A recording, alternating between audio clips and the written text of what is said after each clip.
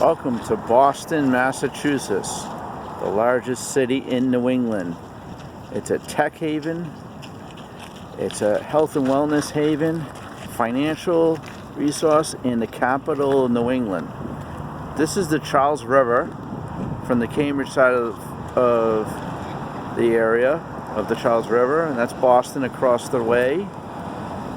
I am right now on Memorial Drive, and MIT is right behind me, and Harvard's right behind me. And this is the greatest city in America, Boston, Massachusetts.